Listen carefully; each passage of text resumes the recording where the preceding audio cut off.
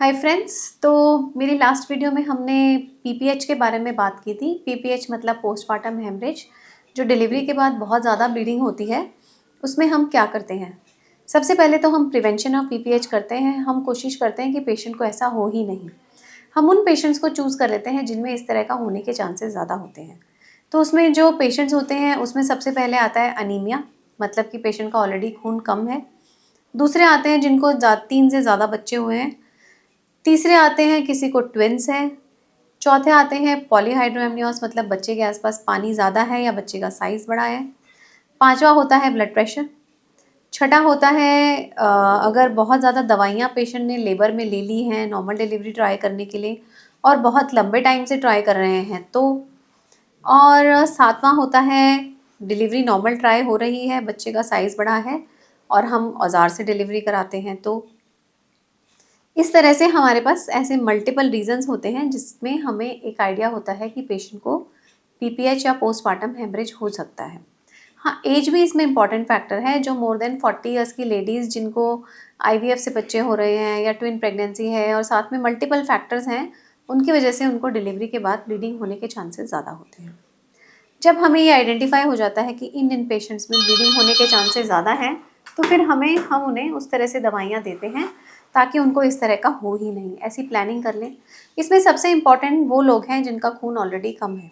अगर पेशेंट का haemoglobin less than 10 है तो हम पेशेंट का एक ब्लड तो अवेलेबल करवा के रखते हैं, क्योंकि एक्सेसिव ब्लीडिंग किसी भी पेशेंट में हो सकती है और जो ऑलरेडी खून कम वाले पेशेंट हैं उनमें तो और चांसेस बढ़ जाते हैं। और अगर पेशेंट का ज़्यादा हीमोग्लोबिन कम है तो कई बार हम ज़्यादा ब्लड भी मंगवा के रखते हैं और हम पेशेंट को फिर ब्लड डिलीवरी के बाद चढ़ाते हैं। अब इसके बाद हम जब भी किसी पेशेंट को, मान लीजिए ये तो प्रिवेंशन हो गया। अब ये मान लीजिए कि अगर किसी पेशेंट को पीपीएच हो गया, हाँ सबसे इम्पॉर्टेंट तो मैं आपको बताना भूल ही गई पीपीएच में, प्लेसेंटा प्रीविया, अवल नाल का नीचे होना, जो बहुत फॉर्म्स में हो सकता है। प्लेसेंटा प्रीविया, प्लेसेंटा एक्रीटा, इंक्रीटा, परक्रीटा, इनमें से अगर कुछ भी पेशेंट को होता है तो बहुत ज़्यादा ब्लीडिंग, मतलब ऐसी ब्लीडिंग कि आप इमेजिन भी नहीं कर सकते, जैसे आपने कोई नल खोल दिया हो उस तरह से पेशेंट को ब्लीडिंग शुरू हो जाती है। तो ऐसे पेशेंट्स में तो हम हमेशा तैयारी करके रखते हैं, पेशेंट को समझा के रखते हैं कि ऐसा हो सकता है, जिसके कि चांसेस ऑलमोस्ट 50-60% हैं, तो प्लीज़ आप रेडी रहिए।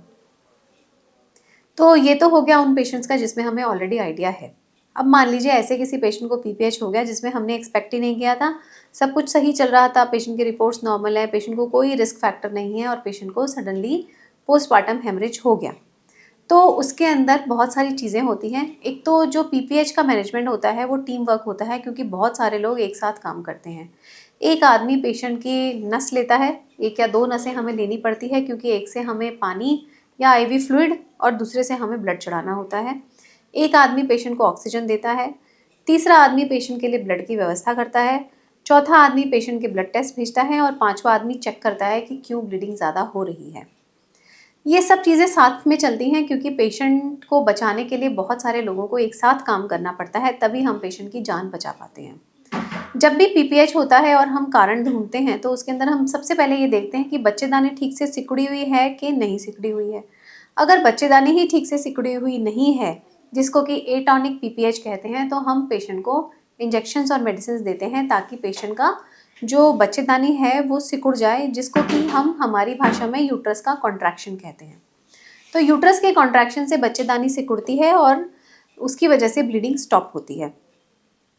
एक बार मान लीजिए कि अगर ये हमें कंफर्म हो गया कि बच्चेदानी ठीक से सिकुड़ गई है, तब हम फिर पेशेंट को इंटरनली चेक करते हैं और पेशेंट की वजाइना में या सर्विक्स में कोई इंजरी या टीयर है उसको देखते हैं।